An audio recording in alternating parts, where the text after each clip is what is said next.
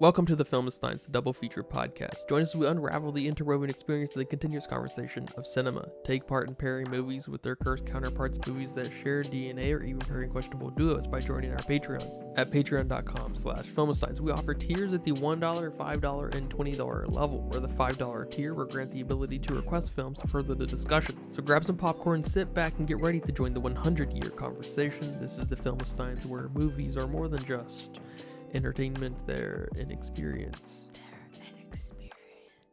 All around you. And welcome back to another episode of the Filmistines. Thank you guys for joining us today. I am joined today by my mean friend, Lucy. Hello, everyone. You can join us every Monday, Wednesday, and Friday for brand new episodes of the Filmistines. Some recent episodes include Bottoms, Earth Mama, The Iron Claw, Perfect Days, and The Zone of Interest. Remember to leave nice comments, thoughts, and ideas over on our Patreon at patreon.com/Filmistines. Come subscribe for $1 or more, $1.50. Come request a movie as well. Thank you guys for all your support. Are you stressed and filled with anxiety like I am? Maybe in a bit of pain from that car accident you had a few years ago? Well, the sponsor of today's episode, Hempville CBD, has us covered. They have the highest quality products created by chemists and doctors. Hempville carries everything from CBD to THC dispensary grade without those despicable dispensary prices. Order your Delta 8, 9 edibles and vapes along with the THCA flower and get free shipping when you spend $50 or more at HempvilleCBD.com. Check out the link in the description for more details. But today we'll be talking about Samantha, Jayne, and Arturo Perez's 2024 adaptation of the Mean Girls musical, Mean Girls, our first 2024 film. How about that? How about that? All for you. Thank you. You are our resident Mean Girl specialist and our resident musical specialist. So we got some crossover of your expertise. Yep. We just need to throw a shark in here and boom. Trifecta. I don't know about I don't know about that. Well, I am happy to report back that this was mostly entertaining and fun to watch. I don't know if that's surprising to hear. That's very surprising to hear. But Mean Girls may have caught me on the right day, at the right time, and I quite enjoyed it. As one of the leading experts in these fields, how do you feel about the 2024 Mean Girls? Yeah, overall, I thought it was very fun and very funny. Yeah, I can't compare it to its musical origin because I haven't seen that, and I didn't even know that was a thing until this movie, really. And I would hate to compare it to the original, just how classic and iconic it is, especially to people of our time. But as a standalone film, it was pretty good. I thought the performances were good. Here or there were some really killers and some people who actually killed the film. And the songs were pretty good. I think there were some good hits and some songs that kind of fell a little weak. But I think I especially enjoyed all the references to the OG film and just kind of how beat for beat they kept the movie alike. I have a question. Is Mean Girls 2024 made for those who love the original? Or is it the Mean Girls of today for middle school, high schoolers of today? And I ask that mostly because it's not a very sharp movie. It didn't have a lot of spice and jazz. No punches were really made. So it kind of just feels very referential. I'm not extremely familiar with the original Mean Girls, and especially the musical, right? The stage play. But it does sort of feel like it hinges on having a little bit of a touchstone in the material, I guess. Because I don't think it really stands up as being anything more than it, I guess, is what I'm kind of getting at. No, that's a good question. And I also was wondering if this sort of film would resonate with teens of today. Because to be honest with you, the original Mean Girls didn't resonate with me as a teenager. When I went to high school, we didn't have any of these cliques that they have in the original and even here.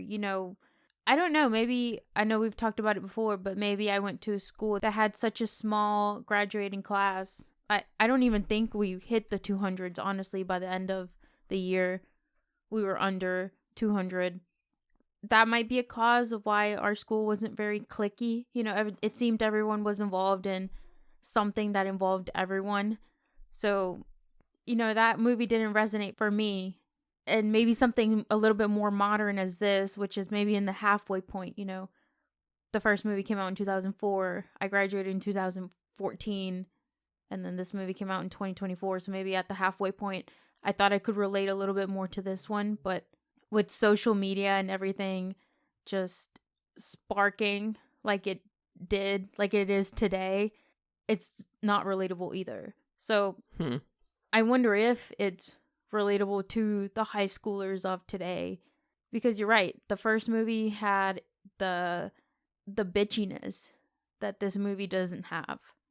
Like, I could almost see myself being more friends with this Regina George than the other Regina George, because she looked like she was mean. This girl just feels like you'd bicker all the time, but not as bad. Yeah, I'm not too familiar with the other Regina, but this Regina seemed fine. Really?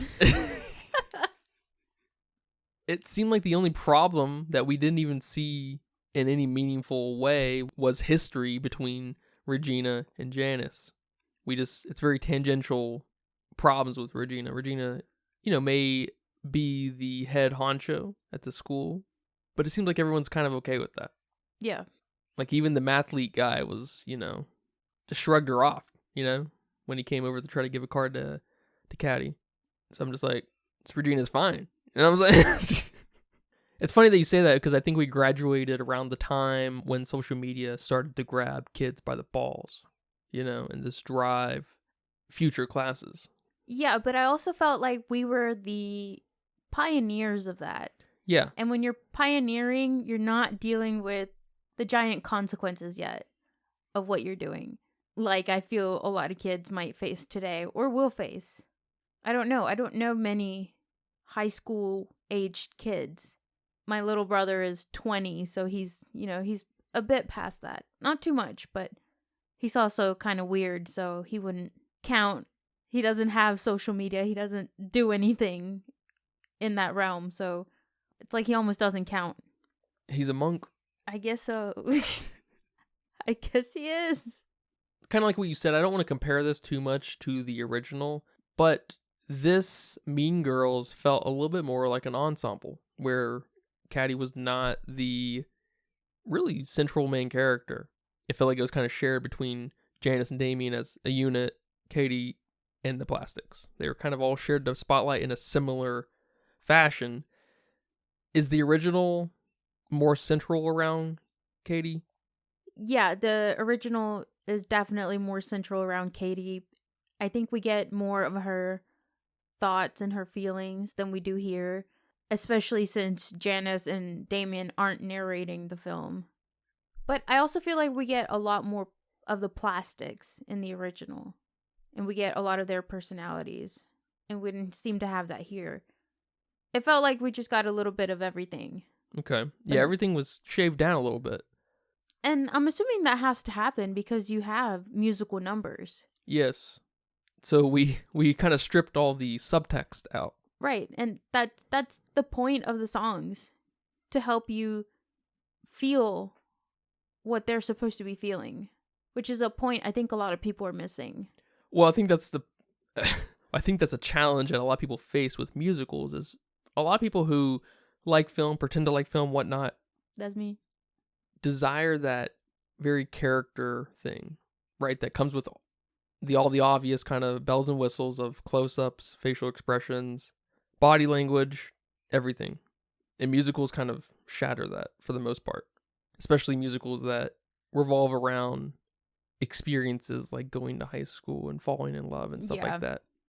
So I'm not going to blame anyone for not liking the film because it's missing the subtext, because it's just like you said, there's really no room for it, because that is sort of the central goal of a musical, is to make that subtext into a song, right? Because songs are in themselves subtext. That's why we like music, really. Right. You're introducing a whole nother medium to now interpret. In this other medium, you have to interpret. So it complicates things.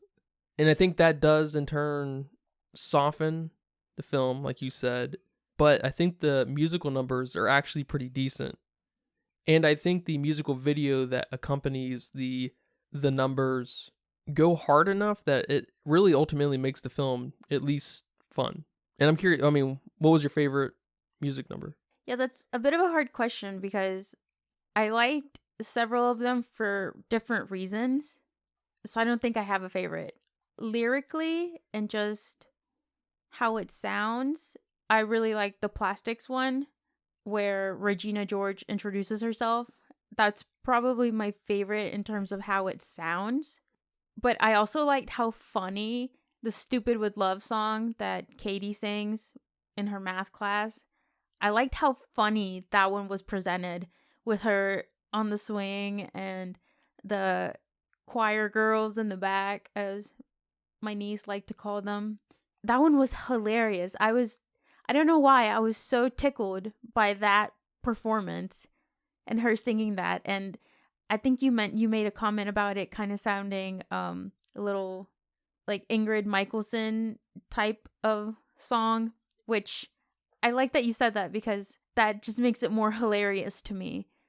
And I also like the silliness of the Apex Predator song.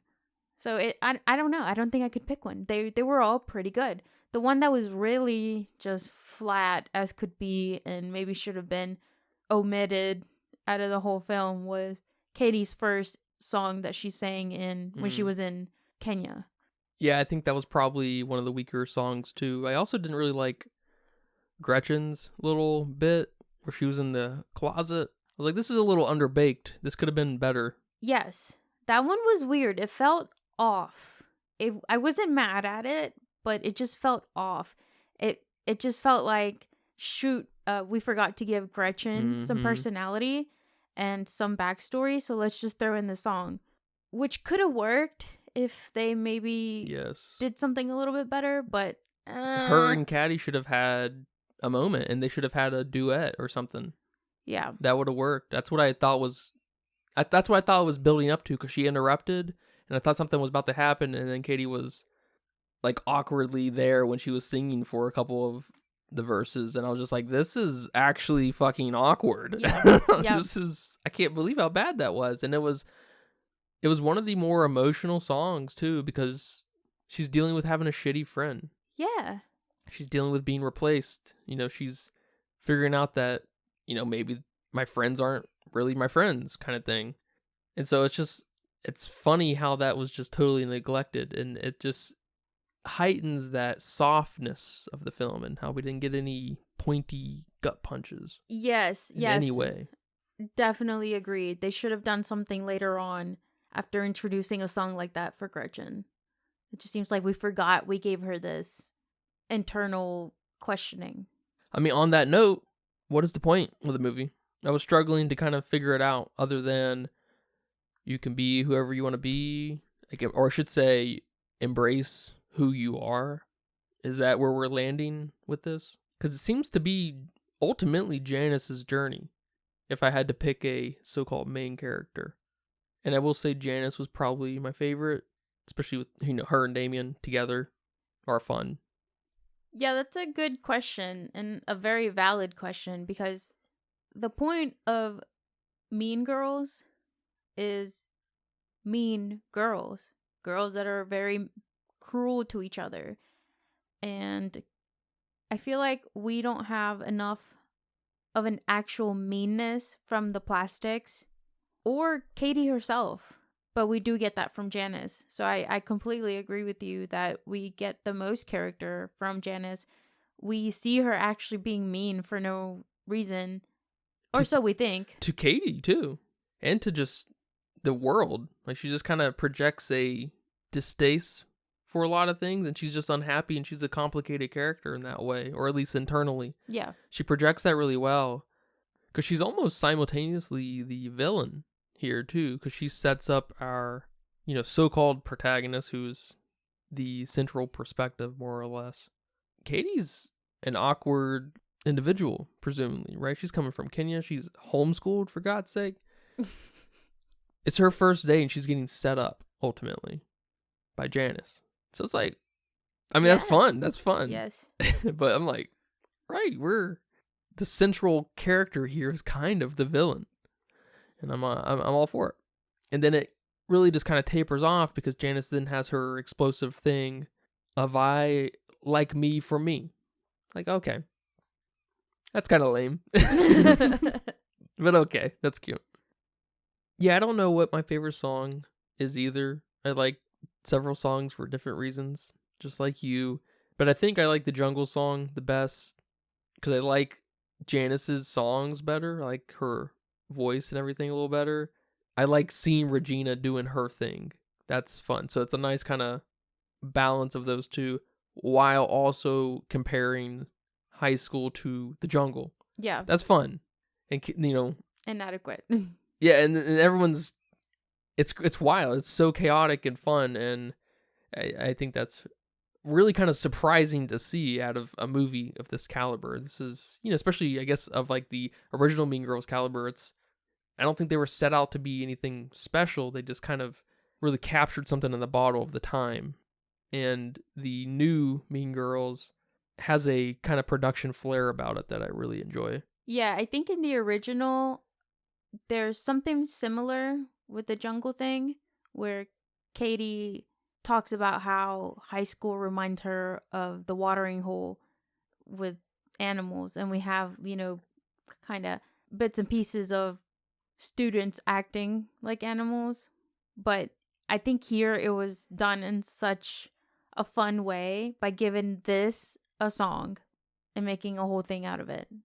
One other thing I really like about all of the musical bits, which is low-hanging fruit, I must say, but it's very neat when, the movie's playing out and then the lights just change. The color grading becomes this music video kind of aesthetic where you have everything's like, it's like the sharpness on everything is cranked up and maybe even a little bit of saturation, and there's just these darks and lights, and I'm not sure how else to describe it other than just that music video look. I don't know what that is, but it's so like emblematic to music videos, and they just turn it on. Yeah. It's so funny. It's great.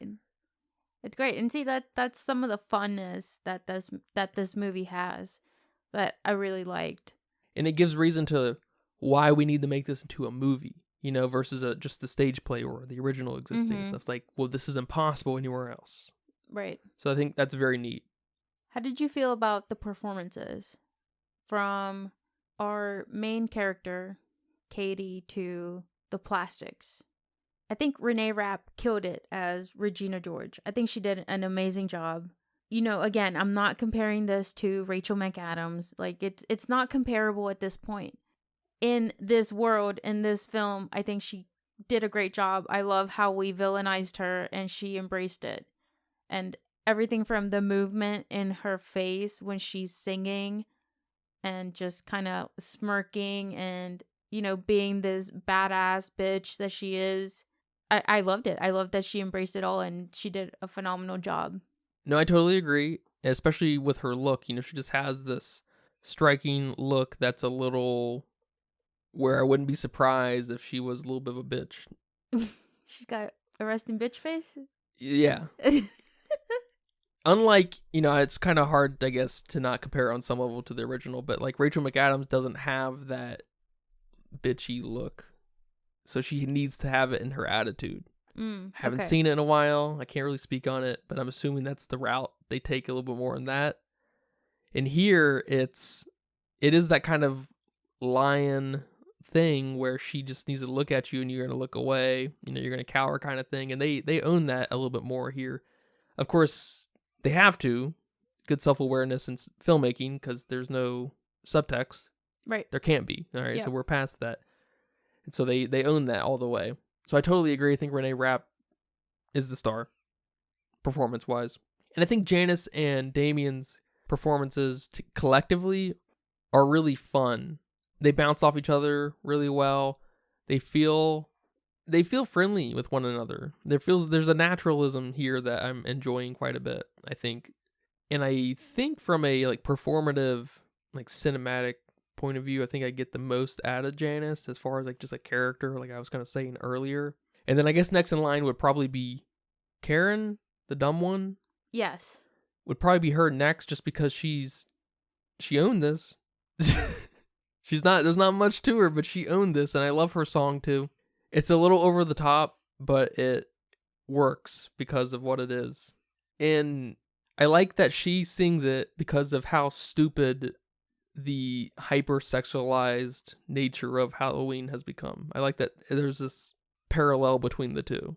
And so that's kind of fun. And then, of course, Gretchen and Katie are pretty lame in similar ways. I know you mentioned Katie being kind of flat. She is, but she also at the same time kind of embodies that boring, basic ass high schooler. So there's something kind of fun about getting that, but it's hard to watch that in real time. But my problem with that is that even in her transformation into a plastic, she's still dull as fuck. Yes, I couldn't tell other than her clothes. Yes. So that is a problem. That's a Yes. fundamental problem. Yes, I have to agree. And Gretchen, we got so little of that. It's hard to really get a good judge of her. And then, of course, Aaron Samuels is a nothing character. He's a waste of fucking space in this movie. And I hate that because we could have made him a little bit more charismatic. We could have given him a reason why we all want to love Aaron Samuels. Why are Katie and Regina fighting over him? Are they even fighting? I can hardly tell. Yeah, I mean, yeah, I guess part of it is that's girl code. No matter what he looks like, no matter who he is, girl code is you don't fuck with someone's ex-boyfriend. So yeah, okay, maybe we didn't need to give him a reason, but that would have been nice to see a little bit more out of him outside from just whispering to Katie during class, dumb answers. We needed a little bit more from Aaron Samuels.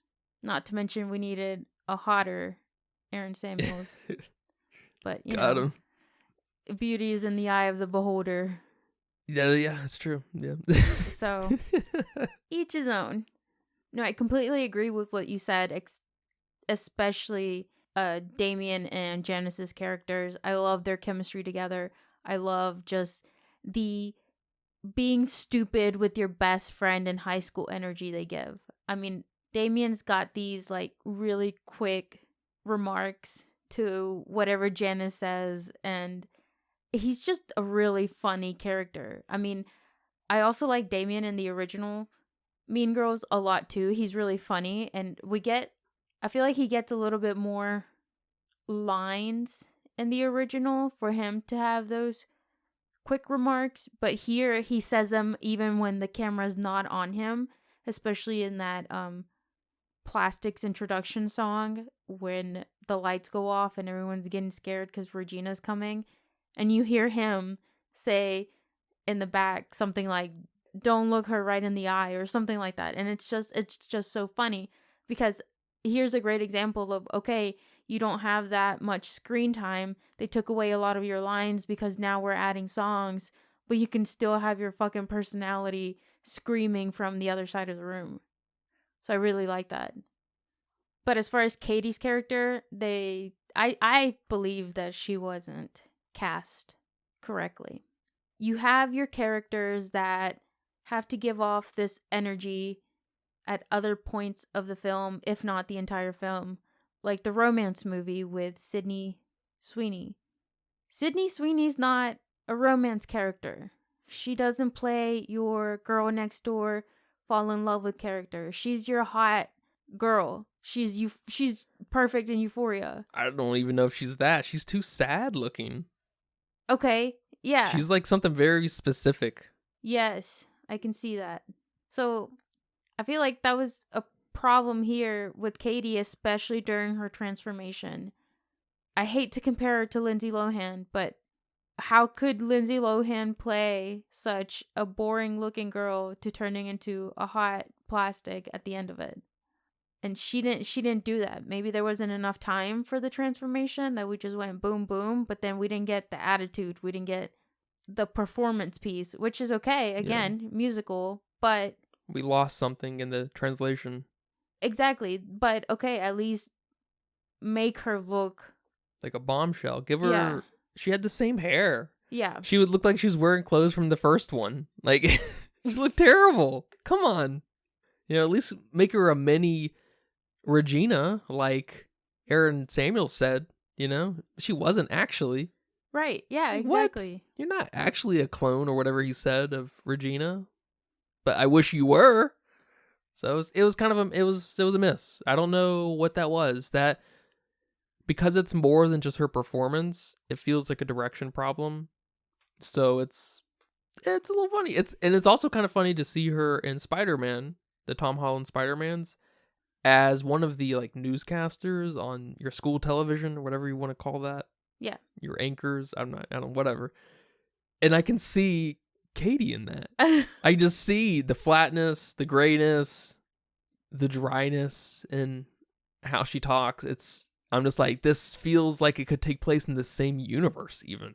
You feel like the same character. No, I totally agree with you there. She's almost like she's only casted for this specific type of character. Real quick though, I do like that we brought back Tina Fey and Tim Meadows as the principal and the teacher. And I absolutely love that, because that's such a trope with teachers that years later, they're still working at the same school. They're still teaching math. They're still there. I mean, I was surprised with how many teachers were still there when my little brother graduated from high school, and we're 10 years apart. So I kind of like that little play on teacher roles. It's awesome. It's so funny because why is that surprising? Why is it surprising people have careers? I guess the turnover rate at a school is not very high. I guess like a factory or something. Yeah. It's funny. It's hilarious, and I loved it. I didn't know Mean Girls was originally an adaptation from a book. I mean, of course it is, but...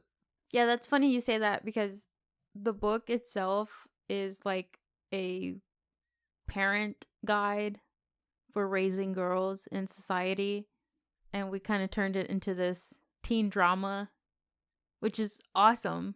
Can't wait to turn some of the self-help books that we have today into movies in the future, into comedies. Nothing's off limits. Nothing's off limits.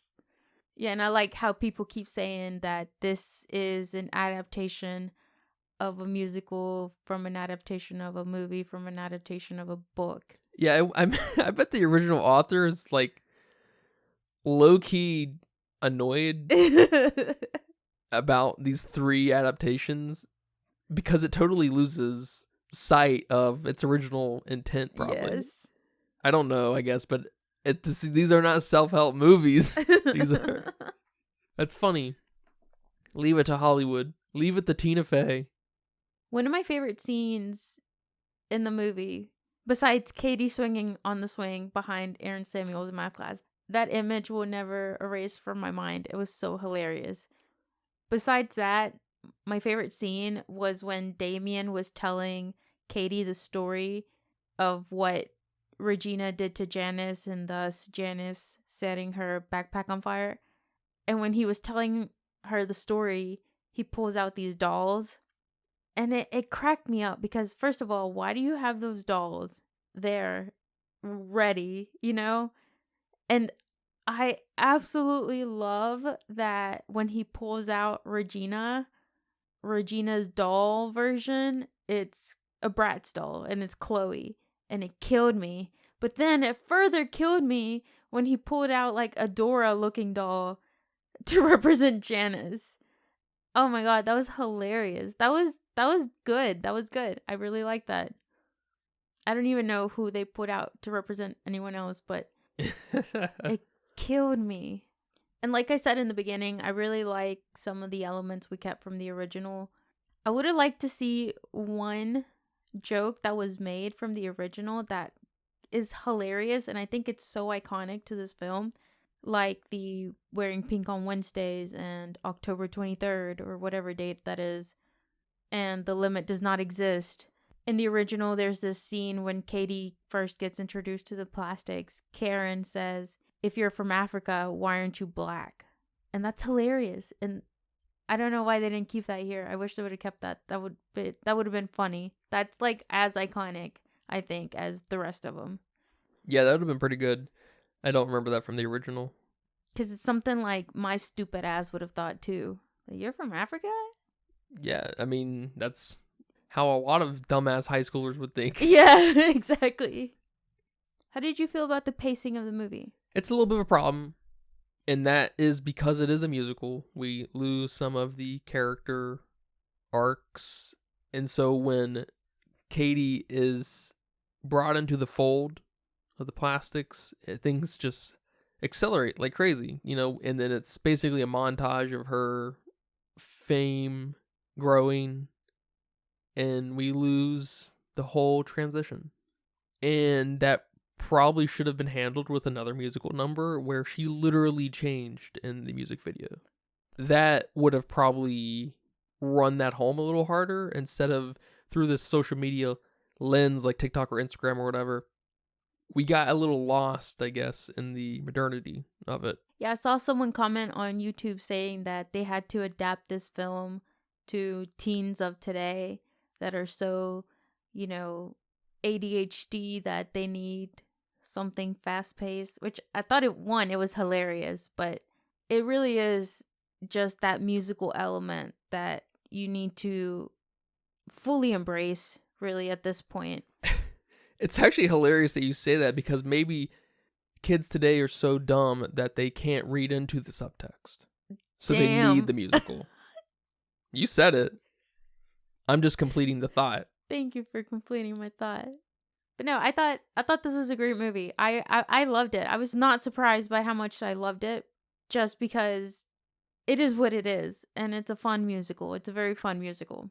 I guess if you're not into musicals, you're just not going to enjoy something like this, which is a shame, I say. That's awesome. I'm glad you liked this movie. I'm glad you finally got to see it. We waited a minute. I'm happy I saw it. It's a fun watch. It's nothing to tell your film bros about.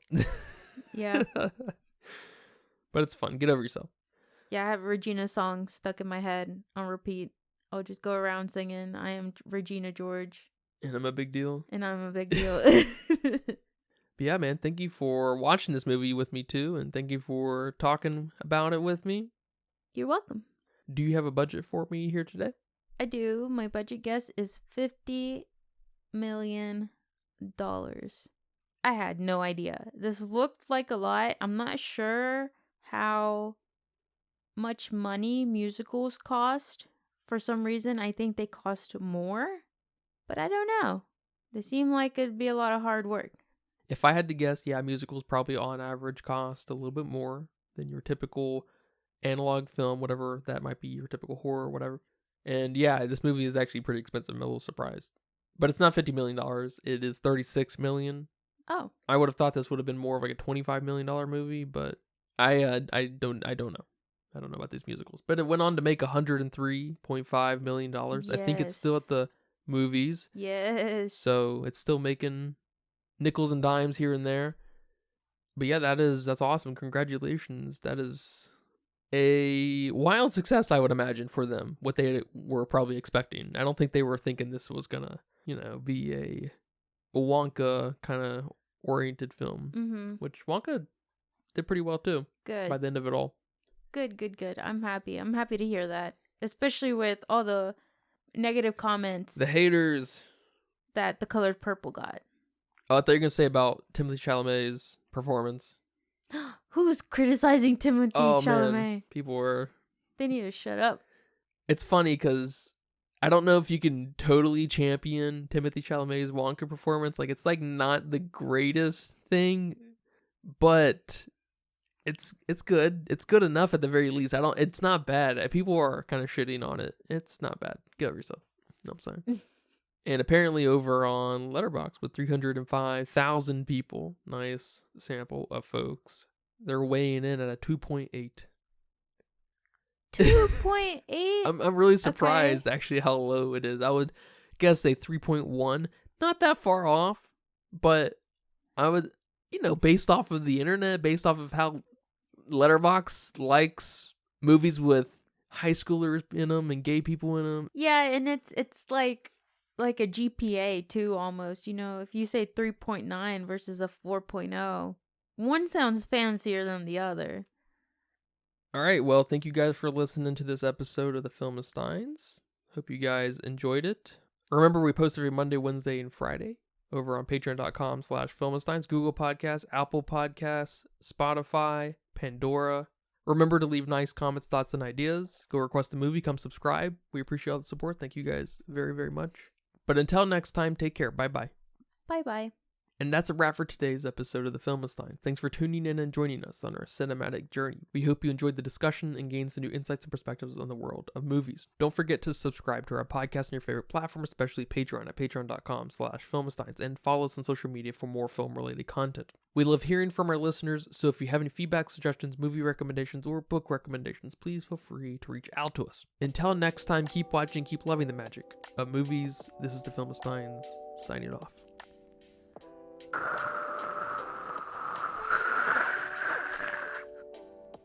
Wait, I didn't say bye-bye.